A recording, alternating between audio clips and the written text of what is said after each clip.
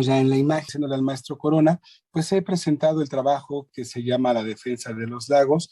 Espero que sea de su agrado.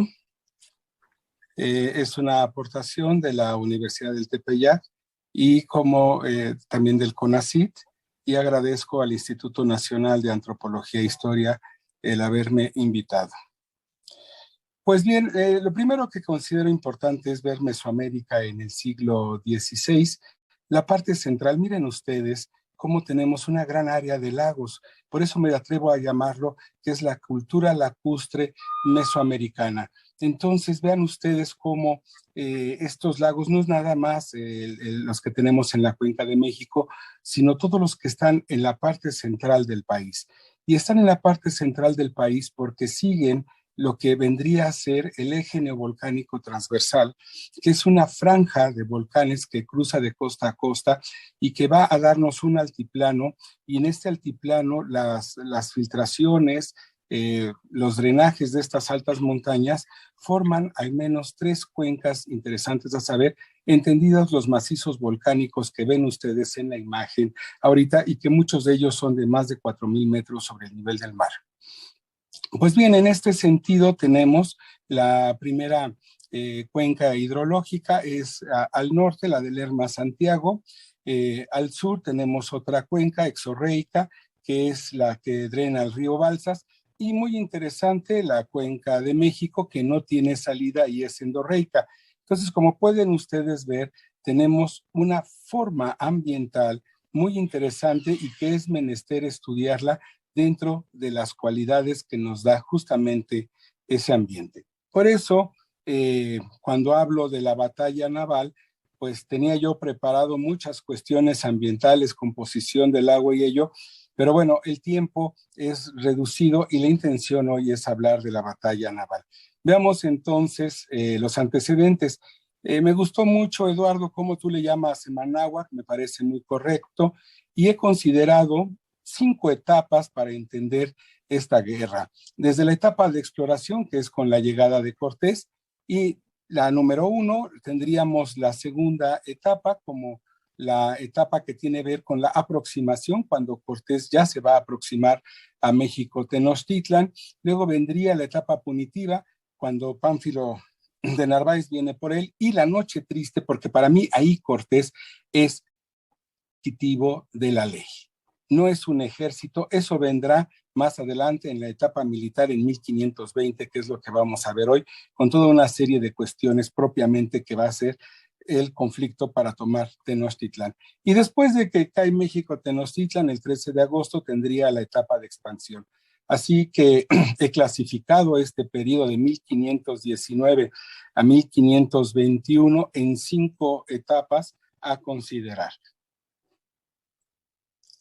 Esta es la ruta que sigue Cortés, la hemos manejado topográficamente, considerando todos los accidentes geográficos. Es interesante que los primeros que entran a la Cuenca de México serán Bernardino Vázquez de Tapia y Pedro de Alvarado en 1519 como emisarios de Moctezuma, emisarios de Cortés para Moctezuma, y después será ya el camino que conocemos de paso de Cortés para llegar a México Tenochtitlan. Así que tienen ahí ustedes en los antecedentes cómo irrumpe estos hombres al centro de México. Hay algo que me gustaría inferir, y es que debemos de considerar que hay conceptos muy claros. Primero, Cortés es un estratega. ¿Qué es la estrategia? El manejo del conflicto. Y lo va a hacer muy bien, porque se va a hacer de muchos aliados. Y tantos aliados que veanlo ahí hasta abrazado con sus amigos, ya en una cuestión pues que nos llama la atención cómo se dio cuenta de la fragilidad que existía en esas sociedades en los términos de cohesión, y entonces antes de usar las armas utiliza la diplomacia. Esto es la estrategia. Caso muy diferente a cuando hablamos de la táctica, porque en la táctica es ya el movimiento durante el combate, es cómo se va a realizar pues esos momentos de armas. En este sentido, no debemos de olvidar para nada a la cuestión logística que ofrecieron los indígenas, y qué me refiero con esa logística? Alimentación, pertrechos, guías, medios de comunicación. O sea, la verdad, no podemos imaginar Hernán Cortés en este territorio si no tiene el apoyo logístico, o sea, la organización indígena. Por otra parte, no debemos de olvidar los cuerpos de sanidad militar, o sea, la atención médica a los combatientes, y posiblemente esto recayó en los cuidados de las mujeres que atendían a todos esos heridos y que ya en la conferencia que escuchamos hace un momento nos hablaban de las terribles lesiones que se tenían y como lo vimos excepcionalmente, pues se curaban. Entonces hay que tomar en cuenta los cuerpos de sanidad militar.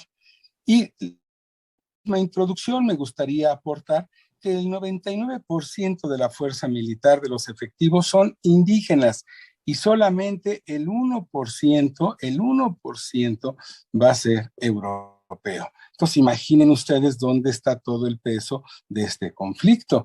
Por eso Eduardo, cuando decía tiempo atrás que lo veía más como una revolución o como una guerra interétnica, pues me parece muy acertado, y es que Cortés como estratega se aprovecha de ese momento que se está sucediendo de fractura. Voy a hablar más adelante de esta fractura. Y es que miren ustedes, las cosas no eran sencillas en aquel entonces, pues es que era una bola de pleitos entre todos contra todos. No me voy a meter en ello, pero esta ilustración del Códice Durán me encanta porque vean ustedes a las mujeres desnudas enfrentando ahí a los mexicas, y se trata de Tlatelolco. Entonces, pues Tlatelolco, si hoy lo vemos del centro de la Ciudad de México a Tlatelolco, pues son unas cuantas cuadras, pues aunque eran sus vecinos y eran muchos de ellos consanguíneos, pues tenían momentos muy difíciles de conflicto, como vemos. Entonces, una sociedad dada en la guerra, vamos a tener entonces la Triple Alianza, y esta Triple Alianza esencialmente yo considero que se va a separar, se va a fracturar. Creo que el golpe más fuerte no va a venir de los tlaxcaltecas ni de los totonacas, sino va a ser la gente de Ixtlizóchitl y los texcocanos quienes van a hacer justamente, pues, llegarnos a la inestabilidad, y como lo explicaría Hegel, no es el externo el que te vence, sino son las contradicciones internas las que hacen que un Estado encuentre su final. Esto me gustaría subrayarlo porque entendido así no sería necesariamente la fuerza militar de Cortés ni de sus aliados indígenas, sino la inestabilidad que tenía en su interior la Triple Alianza. Vamos a entrar entonces ya a la batalla naval, si me lo permiten, ya tocando las cuestiones propias de este conflicto. Punto importante de entrada es que desde noviembre de 1520 la población ha sufrido de un brote de viruela. Y esto ha debilitado, es una guerra biológica, si ustedes lo quisieran ver así, pero no simplemente va a ser la viruela, será también la disentería y la fiebre tifoidea. Porque aquí me gustaría apuntar, y no era para la conferencia de hoy, ya les invitaré cuando demos esta conferencia en términos ampliados, las aguas de la Cuenca de México no eran muy buenas. Por eso tuvieron que construir acueductos desde Chapultepec, porque ni el agua dulce de Xochimilco o de Chalco era buena, pues toda la carga biológica de las especies que vivían con sus descargas, pues la hacían un agua insalubre. ¿Y qué decir de la del norte, salobre? Entonces, hay un gran sufrimiento, y creo que esto es importante, y me gusta mucho el doctor Cervera cuando nos hace reflexionar sobre el sufrimiento, y el sufrimiento está aquí patente con estos brotes epidémicos. Vean ustedes esta imagen. Consideramos que el asedio a Tenochtitlán y Tlatelolco en 1521 es la batalla naval a mayor altitud de la historia antigua. Oiga, qué maravilla. Y es la primera en tierras continentales. Ya días atrás, Luis Alberto Martos, buen amigo que le enviamos un saludo, me comentaba de batallas en el lago Titicaca, a más altura, 3.800 metros, pero llegábamos a la conclusión que son para el siglo XVII, y estas son la más temprana, y no tenemos ningún otro registro de una batalla 2.250 metros sobre el nivel del mar. Para construir los bergantines, que hay que entender que no serán los bergantines que conocemos como transoceánicos posteriores, sino que se refiere más a embarcaciones ligeras que responden a la etimología italiana de bandido. Entonces son naves ligeras, son naves pequeñas, pero aún así, como vemos en la parte superior, los bosques del volcán La Malinche tuvieron que ser expoliados para construir los navíos. Y de la costa del Golfo, pues les llegaron todo lo que se puedan imaginar, y es muy interesante darnos cuenta que Cortés envió a la Española 4 naves para comprar otras 4. O sea, es una empresa capitalista. Yo le invierto y le saco la ganancia, que será la destrucción de esta cultura y la apropiación que haré de la riqueza de esa sociedad. Entonces vean ustedes cómo Cortés ya lleva toda una visión de guerra compleja. En este sentido, la ruta, esto es muy importante, si estoy hablando de la altitud, pues vean la ruta que van a seguir. El primer punto de salida es Quizahuistlán, que es donde van a empezar a jalarse todo lo que desarman de los barcos de Cortés, y van a llegar a Tempan, allí en el río Zaguapan, en donde toda la pieza de instrumental, de jarcias, de las cuestiones de metal que son traídas del Golfo y la madera que se baja de la Malinche, todo se va a ensamblar en la Tempa, donde están llegando por ahí entre octubre y diciembre de 1520. Ya cuando los arman, los ponen a prueba ahí en el río Zaguapan, hacen verlas cómo están a flote, ven que sí funciona, las vuelven a desarmar y ahora las van a llevar justamente a Texcoco. Pero en el caminito para Texcoco, ellos recuerdan que habían sido pues una vanguardia de Cortés había sido tomada en Sultepec, Tecuaque, fueron sacrificados, y en este momento pues Cortés les pide que cuando pasen con la carga de los navíos, pues le cobren ahí a la gente de Calpulalpan el haber afrentado a esa caravana que Cortés había enviado, y era justamente la caravana que traía pertrechos de Pánfilo de Narváez, de los cuales Cortés se había hecho. Cortés entra muy rápido a Ciudad de México, a Tenochtitlán, para apagar justamente esa rebelión después de la matanza de Toxcal,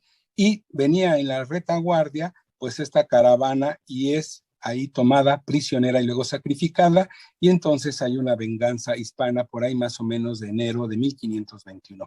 Y para después llegar finalmente a Texcoco, más o menos por ahí de febrero. Es interesante en este punto decir que Cortés justamente en lo que es Tlaxcala, declara lo que es la guerra, y la declara como una guerra justa, como una cruzada, y después van a llegar hasta bulas papales para decir que esto es una cruzada. Y justamente también lo vemos en Fray Bernardino de Sahagún, en su Códice Florentino, donde, por ejemplo, en esta imagen, que es el mercado de Tlatelolco, pues se representan los jinetes, y en otra de las ilustraciones se ve que son 4. ¿A qué me refiero? Los 4 jinetes del Apocalipsis. Sí, México Tenochtitlan será castigado por su idolatría, y entonces Cortés viene en una cruzada. Bueno, ese es el discurso que se da en ese momento de una guerra justa, así entendida, y me pregunto si hay una guerra en la historia de la humanidad que sea justa. Muy bien, pasamos a eh, la siguiente, por favor. Cuando suben todo este material, pues no es una empresa fácil, ¿eh? Son 333 kilómetros los que van a tener que recorrer desde la costa de Veracruz hasta Texcoco, 333 kilómetros. Y el punto que estoy marcando ahorita es Atempan, vean esa hondonada, es donde los ponen a flote, donde los prueban, y finalmente para llegar a Texcoco y justamente ahí meterlos a la laguna. Eh, hay pasos muy altos, pasos a 3,000 metros de altura. O sea, aunque es la batalla más alta, a 2,250 metros, tienen que cruzar por partes altas a 3,000 metros de altura sobre el nivel del mar. Justamente una proeza.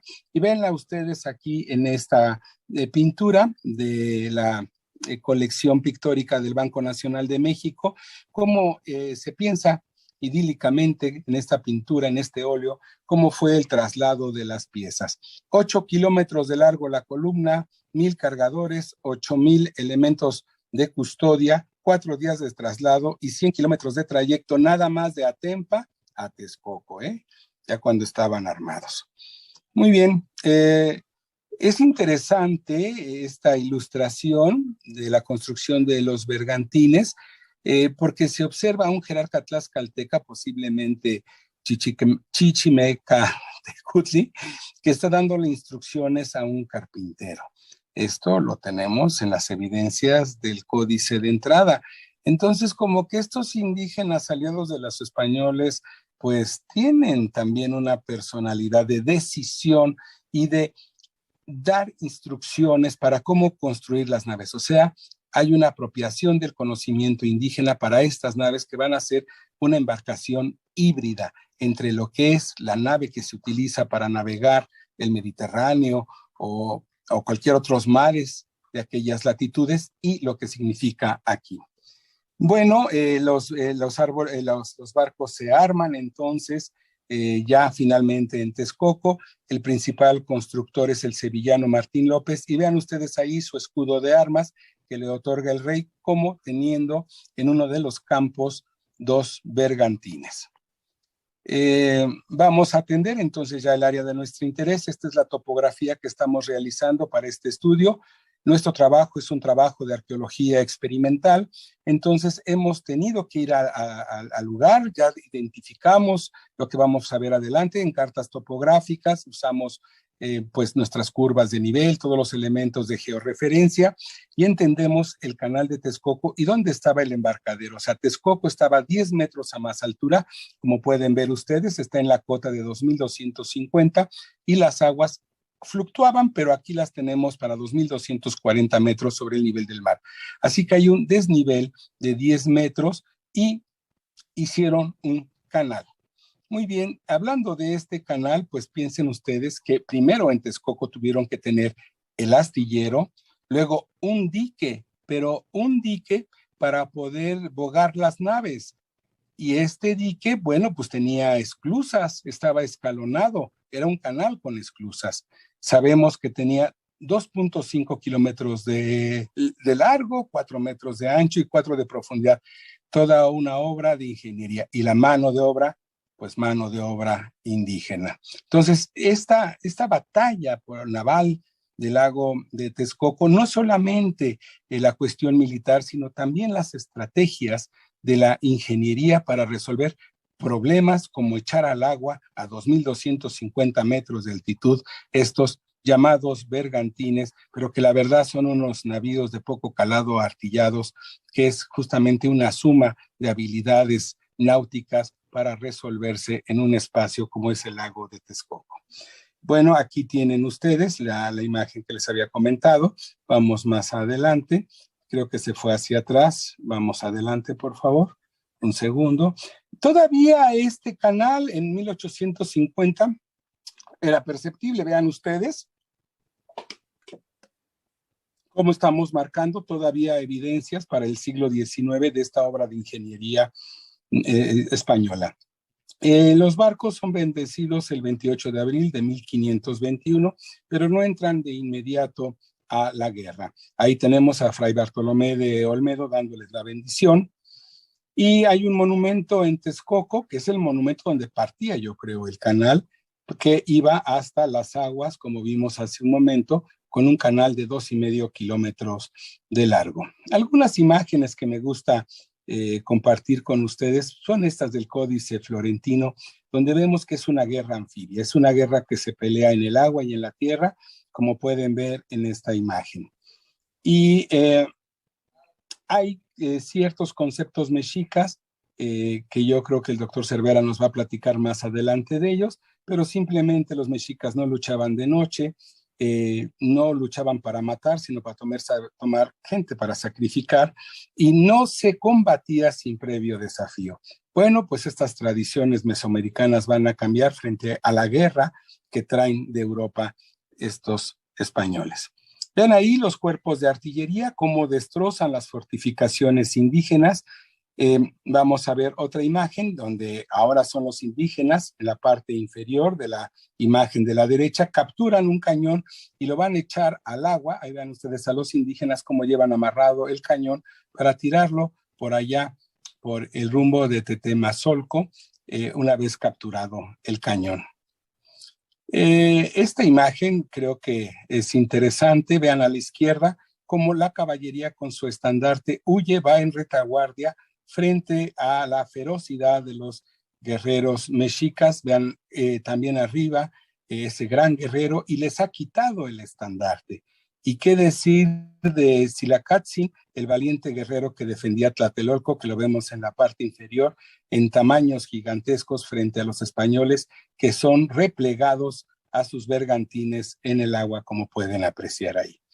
La suerte en muchas ocasiones no fue para los hispanos muy buena y acabaron en sacrificio, como lo pueden ver a la izquierda, manitado de manos para ser sacrificado, y ya una vez pues muertos, pues al Zompantli, ¿no? Y en el Zompantli 3 líneas, hasta arriba los españoles, en medio los aliados indígenas de los europeos y abajo los caballos. Esa es la suerte que sufrían. Pero bueno, este es el lienzo de Tlaxcala donde vemos cómo la Gran Tenochtitlán va a ser cercada por diferentes puntos. Esta es la expresión de los aliados. Hay representaciones muy agradables, en el sentido estético, no agradables por la guerra, siempre la guerra es desastrosa, pero estas visiones renacentistas en los óleos, pues son de un romanticismo que no tiene que ver con la realidad de lo que ahí aconteció. La Armada de México ha tenido a bien en su Museo Histórico Naval tener la representación del lago de Texcoco, y aquí la vemos en su representación y cómo presentan a los bergantines, pues muy lejos de la realidad, porque no tenían carajo, que es esa parte de allá arriba, y pues ahí parece más un navío transoceánico que un navío de los que voy a presentarles nuestra propuesta que tenemos. Esta es la propuesta que estamos trabajando con Jesús Gerardo Medina, con Tomás Filchinger, y para Canal 22, por eso estamos hoy aquí, estamos haciendo un documental sobre esto. Estos son los modelos de lo que creemos eran estos navíos. Es un trabajo, repito, de Jesús Medina. Vean ustedes las dimensiones: un largo de 12 metros, un ancho de 5 metros, un calado de 60 centímetros y un alzado de 50. Propulsión a vela y remo, además de un falconete en la proa para disparar y ballesteros y arcabuceros en los lados. Vamos a otra imagen de estos navíos. Vean ustedes la manera idílica en que consideramos que podían adentrarse a los canales. Tenían que ser naves muy ligeras y sin quilla, o sea, con fondo plano, para poderse introducir en Tenochtitlán y en Tlatelolco. Vean ustedes, aquí estamos imaginando cómo serían los conflictos, pues con miles de canoas de uno y otro lado y los barcos más grandes, pues tomando la iniciativa en estos embates. Aquí hemos puesto unos marineros ahí, pero pues no van con la indumentaria. Esto simplemente es un ejercicio de proporciones que estamos realizando y portan una vela latina. La reconstrucción de estos bergantines en el mapa de Uppsala, vean ustedes cómo está la tarazana. Ya se ve por ahí la tarazana con un navío a vela, que es después de la batalla del lago de Texcoco, donde van a guardar los navíos, porque todavía los conservaron. Esta es una representación de este edificio, que es el primer edificio que se construye en la Ciudad de México, y ahí la placa que lo conmemora muy cerca del Congreso de la Unión. Pues bien, entremos ya a lo importante. Tienen ustedes ahí en la imagen la Cuenca de México. Creo que se nos va a ir la imagen, si pudiéramos regresarla.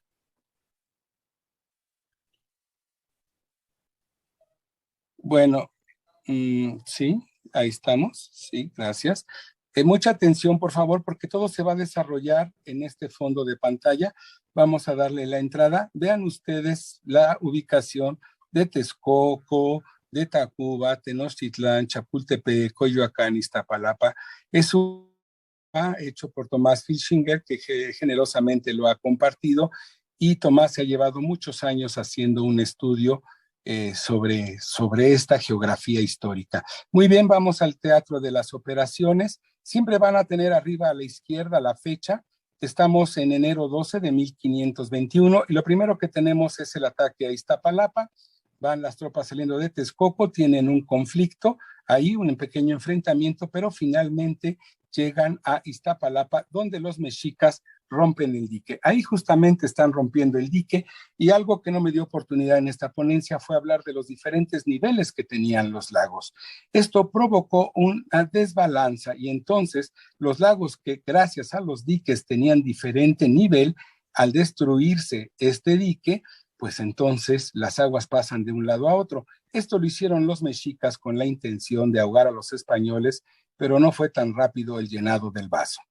Vamos ahora a abril, inicios de abril de 1521, y lo que tenemos es una ofensiva al poniente. Vamos a ver cómo las tropas salen de nuevo de Texcoco y tomando por Cuautitlán van a llegar a hostigar a Tacuba, pasando por Azcapotzalco y Tenayuca, justamente para inicios de 1521. Hay un proceso de hostigamiento de las poblaciones que están en el borde del Gran Lago. Justamente cuando llegan los españoles a Tacuba, cuando vienen ya de retirada para regresar a Texcoco, va a haber un enfrentamiento donde Cortés pierde a sus mozos de espuelas y eso le causa un gran dolor en el regreso a Texcoco. ¿Qué es lo que quiero decir? Que van, atacan, destruyen, están unos cuantos días y se regresan. Es una guerra de desgaste. Vamos a ver qué pasa tiempo después. Recuerden, estamos en abril de 1521, seguimos en el mes de abril y ahora viene la defensa de Chalco. Los mexicas amenazan a Chalco porque Chalco es importantísimo. La ciudad va a depender mucho de Chalco y los chalcas ya no quieren nada con los mexicas. Así que Chalco pide auxilio y de Texcoco se mandan tropas como vemos ahí y hay un enfrentamiento en abril por la defensa de Chalco. Al final Chalco sigue siendo leal a Hernán Cortés. Para los días de abril 14 y 17, Cortés viene de regreso de Cuernavaca, ha ido a hostigar esta región del estado de Morelos y cuando viene de regreso se le hace fácil pasar a darle una visitadita militar a Xochimilco. Hay una batalla allí en Xochimilco, Cortés cae, Cortés está a punto de caer prisionero y es salvado por un guerrero que nunca se supo, era un guerrero indígena. Cortés lo buscó para agradecérselo, pero pues nada más no. Y los xochimilcas, defendiendo su ciudad, causan tiempo para que salgan efectivos militares de Tenochtitlán. Miles de canoas, más de 2,000 canoas salen de Tenochtitlán a apoyar a Xochimilco. Y se hace un primer enfrentamiento naval anfibio, pero los españoles no tienen todavía la flota atacando. Es nada más las canoas que salen de Tenochtitlán y es la línea amarilla.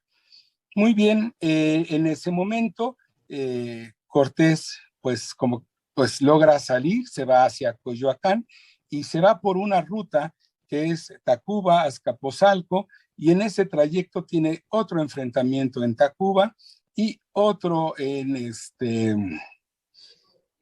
lo que es Tlanepantla, Tizayuca, para ser más exactos, y bueno, para abril 25, abril 28 de 1521, le agradezco a mi hija que me está aquí apoyando, pues tenemos la Cantines. Abril 28, vean ustedes, allá al sur, el elemento azul, justamente nos está marcando el punto. En ese momento, para mayo, ya va a empezar a ponerse en Coyoacán, Cristóbal de Olid y en Tacuba, Pedro de Alvarado, y empieza ya el sitio a cerrar, a rodear a la gran ciudad.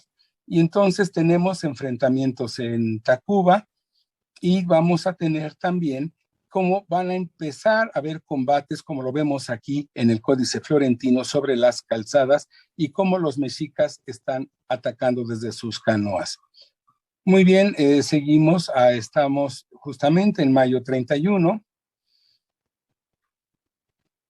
y tenemos ahora la toma de Iztapalapa, pero ahora sí ya es un ataque combinado.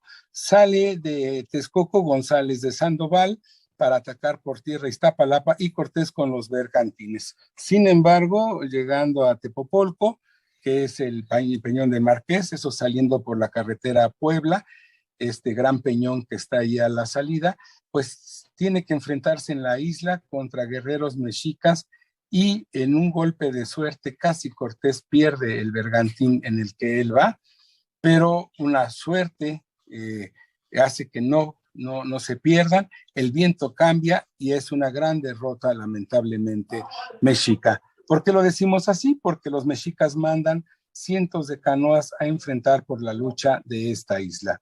Al final de cuentas, no hay una victoria indígena y Cortés con los bergantines entra en lucha en Iztapalapa. Vean ustedes cómo ya el ataque es por tierra y por agua. Cortés sabe que si no tiene bergantines, no lo va a lograr. Y ya estando así las cosas, tienen y de ahí justamente de Iztapalapa, Hernán Cortés va a hacer el día 1 de junio un ataque a Xoco, sí, por la calzada de Iztapalapa. Esto está por ahí por Viaducto, en la calle de Viaducto y Calzada de Tlalpan, ahí por donde está el templo de la diosa Tosi, y entonces como el dique, el albarradón de Nezahualcóyotl ya ha sido roto, cruza con sus naves y ataca la calzada. En ese momento justamente Cristóbal de Olid ataca desde Coyoacán y entonces tenemos un cierre de pinzas, entrando la infantería y la caballería por la calzada de Iztapalapa y las fuerzas navales desde Iztapalapa atacando con los bergantines. Y por cualquier otro lado, Tepeyac ya está ahora cerrado por González de Sandoval. Cortés no había cerrado Tepeyac hasta más tardíamente porque quería que fuera un punto de fuga para aliviar a los mexicas en una rendición. Ellos estoicamente y bloquean entonces la salida, se ven obligados los españoles a bloquear Tepeyac. Igual Tacuba por Pedro de Alvarado y vemos entonces cómo se va cerrando la pinza, está ahí la batalla de Xoco, toman Xoco, vean ya la batalla, ahora ya están los bergantines, como lo vemos en el Códice Florentino, las tropas españolas y sus aliados indígenas avanzando sobre la calzada, cruzando una acequia y ya los mexicas en la tierra firme esperándolos justamente para enfrentarlos. Bien, entonces, después de aquí, rompen el dique y Cortés manda a algunos de sus bergantines a apoyar a Pedro de Alvarado en la calzada México-Tacuba, que estaban totalmente bloqueados, no podían pasar, entonces rompen el dique, ahora este dique que es de la calzada Iztapalapa, para cruzar hacia Tacuba. Bueno, pasemos ahora a los eventos entre el 10 y el 23 de junio de 1521. Ya vamos a tener el asedio y vámonos a acercarnos a Tenochtitlán para ver un poco mejor lo que está sucediendo. Es el fuerte de Xoloc en Acachimanalco, donde se encuentran las tropas de Cortés. Vamos a marcarlo y desde ahí salen y emprenden ataques hacia el Templo Mayor. Lo ganan y lo pierden, o sea, es un toma y daca. Estamos del 10 al 23 de junio. Hay un embate por la calzada que hoy es de Tlalpan, en aquel tiempo Iztapalapa, hacia el Templo Mayor, y tenemos ahí enfrentamientos en Templo Mayor, y por el otro lado, desde Tacuba sigue habiendo incursiones que logran tocar la isla, pero que tienen que replegarse frente a la destreza, furia y valentía de los defensores. Tenemos ahí algunos conflictos, y por el otro lado, por Tepeyac, nunca pueden pasar hasta ese momento, que es muy bien defendida. Y ahí tenemos otro enfrentamiento. Muy bien, pasemos ahora del 24 al 30 de junio, sigue el asedio, pero ahora los españoles ya han tomado el Templo Mayor y se aproximan a Tlatelolco, como lo pueden ver ahí, principalmente a lo que es el mercado de Tlatelolco. Ahí se hay un enfrentamiento, las tropas que vienen desde Tacuba logran entrar más hacia el rumbo de Coapopan, y es apoyado entonces por los bergantines. Las líneas blancas van a ser en estas imágenes la actividad naval de los bergantines y la roja de infantería y caballería, y vean cómo se da un ataque combinado. Ahí está el enfrentamiento y también vamos a tener entonces que del lado del Tepeyac, como pueden ver ustedes, siguen impedidos para poder pasar los españoles. Y Mandy, ya me pasé. Sí, por favor, faltan bueno, compañeros. Que yo sé que está excelente porque usted hizo toda la reseña, pero si pudieras concluir un poquito, resumir Ya van a caer, porque ya están en junio. Vamos a ver la imagen. No te tardes. Ya nada más falta como un minuto. Disculpen ustedes y a mis colegas les pido que me disculpen. Creo que no es ese. Sí, ya estamos. Entonces, pues ya estamos en junio, ya falta poquito. Después del 24 al 30 de junio vienen ataques combinados. Vean ustedes en esta imagen cómo están siendo atacados por todos lados. Vean ustedes ya cómo los bergantines están entrando por la parte baja y están tomando por un flanco a Tlatelolco. Bueno, pues ya lo que nos queda es justamente el final, 13 de agosto. Estos son los eventos militares del 1 de julio al 13 de agosto y vamos a ver ya cómo toman Tlatelolco, ¿no? Y vamos a tener todos los combinados, cómo van tomando la ciudad y vean ustedes todas las líneas rojas y las líneas blancas, cómo caen al acecho en los diferentes puntos que se van a dar los enfrentamientos. Vean ustedes cómo están totalmente rodeados. Bueno, con esto termino, me alejo del área y no me queda más que decir lo dicho por Jaime Torres Bodet. El 13 de agosto de 1521, heroicamente defendido por Cuauhtémoc, cayó Tlatelolco en poder de Hernán Cortés. No fue triunfo ni derrota, fue el doloroso nacimiento del pueblo mestizo que es el México de hoy. Gracias por su atención. Hombre, las palabras son pocas para darte las gracias a ti porque realmente nos dices la película completa en términos de todo el proceso que implicó la conquista. Fue un esfuerzo impresionante, un manejo del aspecto digital y del aspecto excelente en términos de poder